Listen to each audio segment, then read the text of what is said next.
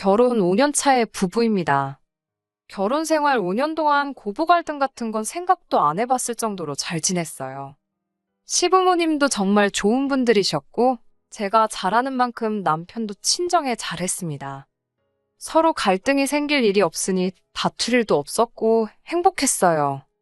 10월드라는 말은 제게는 먼 이야기나 마찬가지였지요.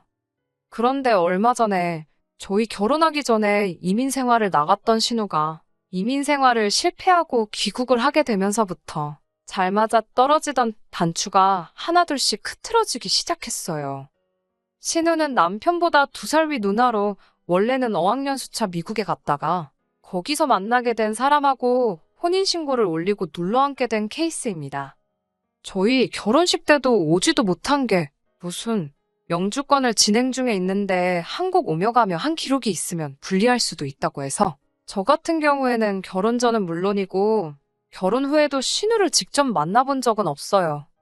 결혼하고도 벌써 5년이나 지났는데 금방 나올 것 같이 말하던 영주권은 나오지를 않다가 서류가 틀어졌다고 해서 결국 한국으로 돌아오게 되었대요. 그냥 머무는 방법도 있었는데 선택지가 신우 입장에서는 힘들었을 법도 한 게 미국에서 신분 없이 사는 방법하고 다른 방법으로는 매년 1,000만 원이 넘는 돈으로 학교를 다니면서 비자 연장을 해서 사는 방법밖에 없었대요. 전자의 경우나 후자의 경우나 정식적인 신분이 아니라서 미국 내에서 직업을 가질 수 있던 상황도 아니었다고 하고요. 아무튼 그렇게 여태껏 제 결혼 생활에 단 한 번도 존재한 적 없었던 신우가 갑작스럽게 생기게 되면서 서로 잘 맞아서 하나로 잘 돌아가던 제 결혼 생활이 조금씩 어긋나기 시작했던 것 같습니다. 신우가 조금 성질이 급하고 우악스러운 부분이 있다는 건 이미 첫 만남에서부터 눈치를 챘습니다. 어떤 성격이든 간에 갈등 없이 잘 지낼 자신이 있었는데 하나 신우에게서 적응이 되지 않았던 게 저를 마치 아랫사람 대하듯이 대했다는 거예요. 신우가 당장 한국에 돌아와선 남편과 같이 머물 곳이 없으니 신우의 친정, 그러니까 저희 시댁에서 몇 달간 지냈었어요. 그러니 좋으나 싫으나 보고 싶지 않았어도 시댁에 가면 신우를 마주할 수밖에 없었던 겁니다. 그런데 신우는 당연스럽게 저한테 일을 시켰어요. 신우가 저한테 일을 시키는 게 기분이 썩 좋지만은 않았습니다.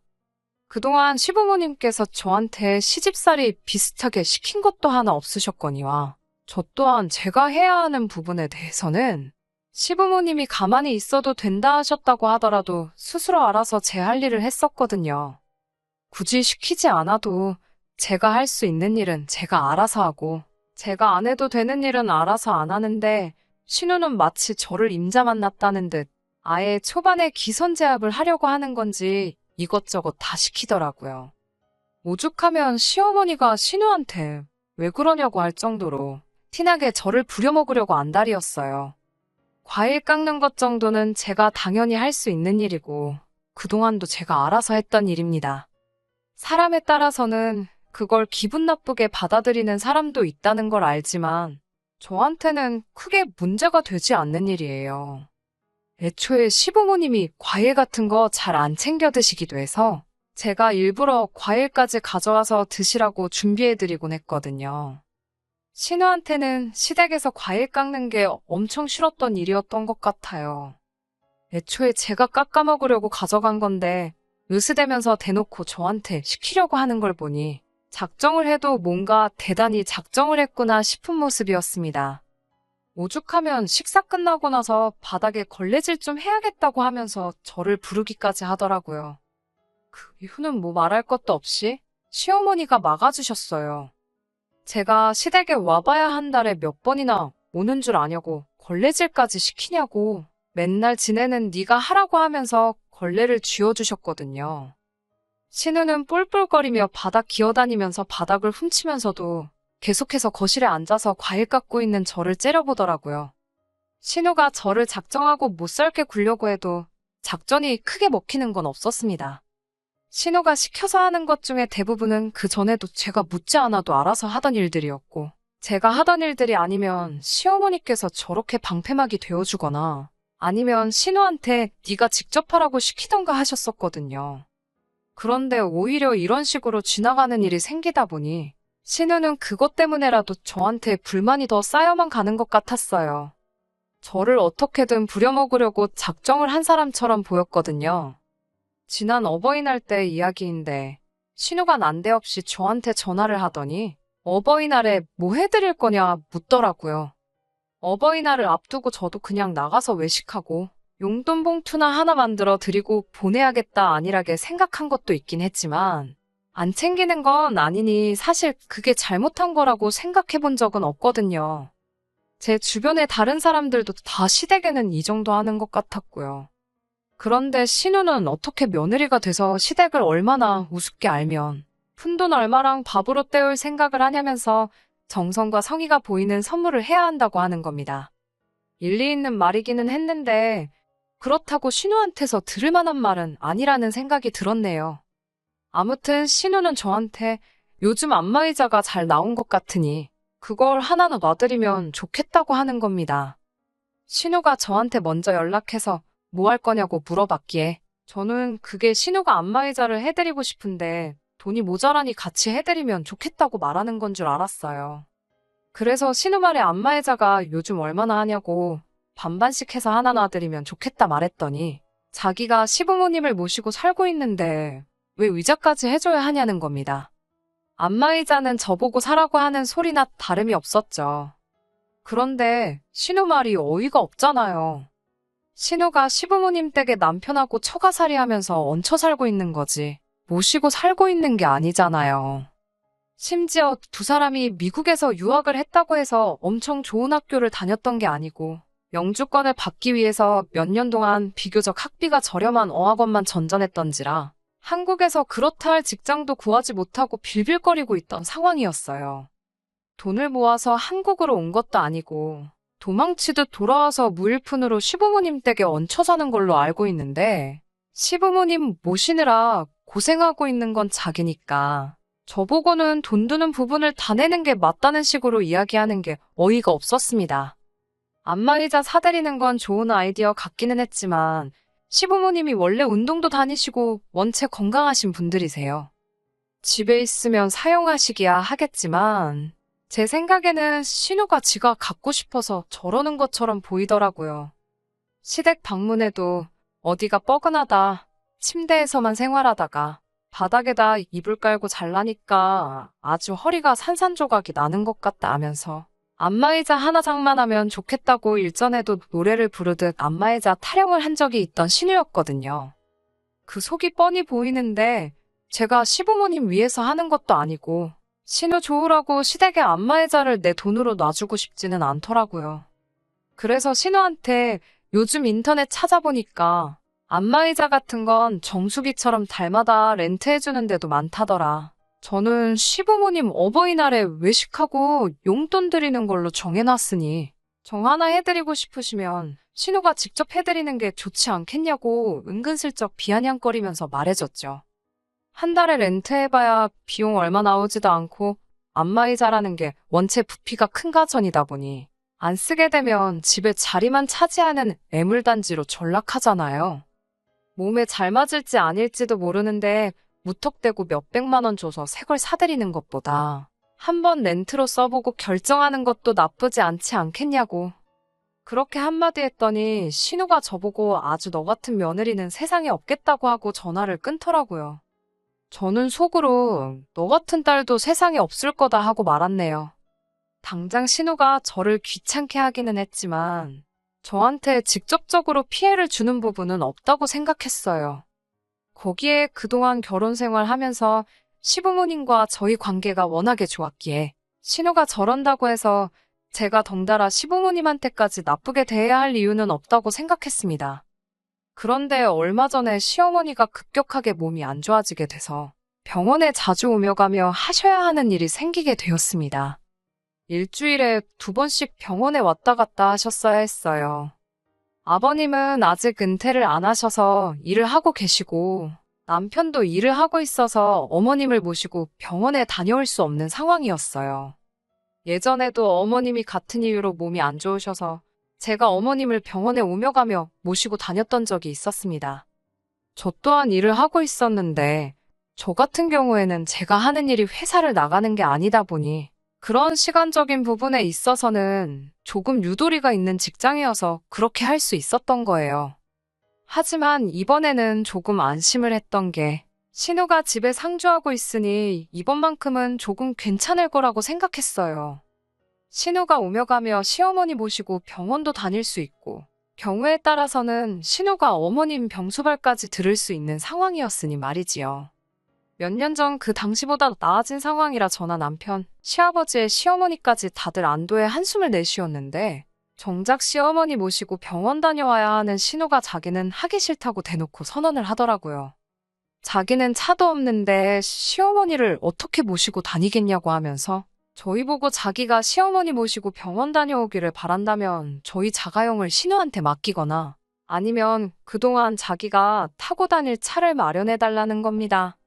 렌트를 해주던, 새 차를 사주던, 중고차를 사던 그건 상관이 없다고 말하는 거였어요.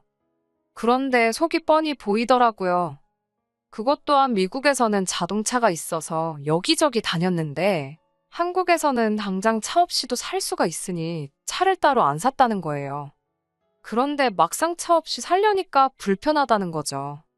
그렇다고 차를 한 대 뽑기에는 유지비는커녕 기름값도 낼 수 있는 상황이 아니다 보니 차를 사야 하는 변명조차 할 수가 없었던 거예요. 이참에 신우는 지 돈 안 들이고 차까지 뽑아서 시어머니 병원 모셔다 드린다는 핑계로 남편하고 어디 좀 놀러 다닐 계획을 세우고 있던 것 같더라고요. 속이 뻔히 보이는 개수작이지만 어쩌겠어요. 당장 신우가 차가 없으면 안 하겠다는데. 그래서 울며 겨자 먹기로 남편이 타는 차를 신우에게 넘겨주게 되었습니다. 신우 조건이 평일에도 자기가 차를 쓸 수 있어야 한다는 조건이 붙어 있었기에 짚고 넘어가고 싶었지만 어쩔 수 없었어요. 어쨌든 시어머니 병원 모시고 다니는 일은 해주기로 한 거니 저희들 입장에서는 급한 일부터 해결을 하자는 생각이었으니 말이지요. 처음 몇 주간은 신우가 시어머니 모시고 병원을 잘 다녔어요.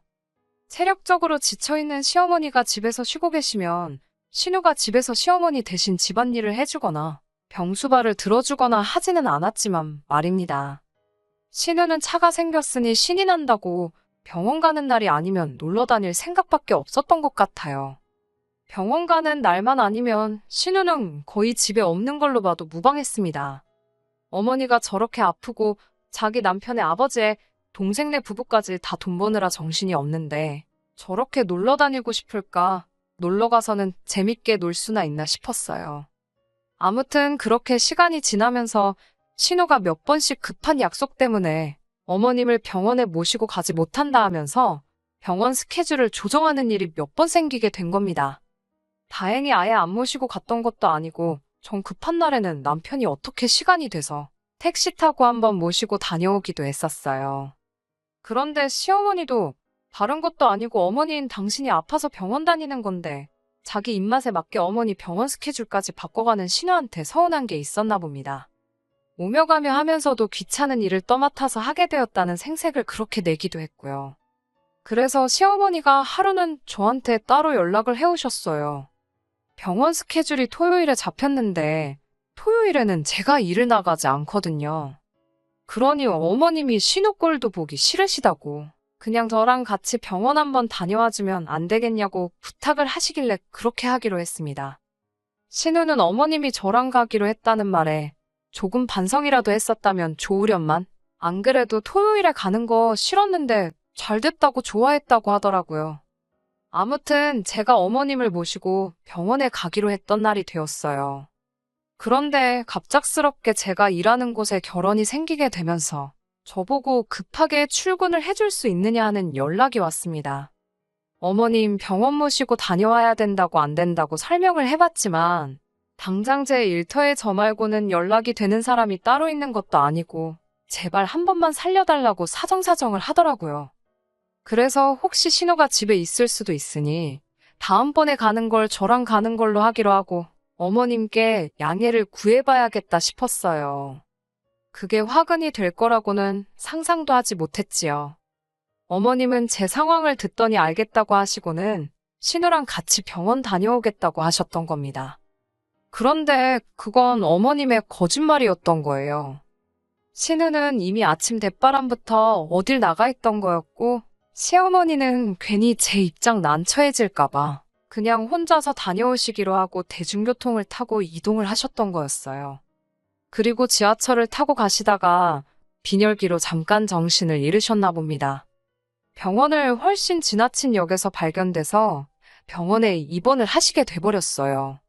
어머님이 입원했다는 소식에 저도 하던 일 앞치마 벗어던지고 곧장 병원으로 향했고, 아버님이랑 남편도 병원에 이미 와 있더라고요.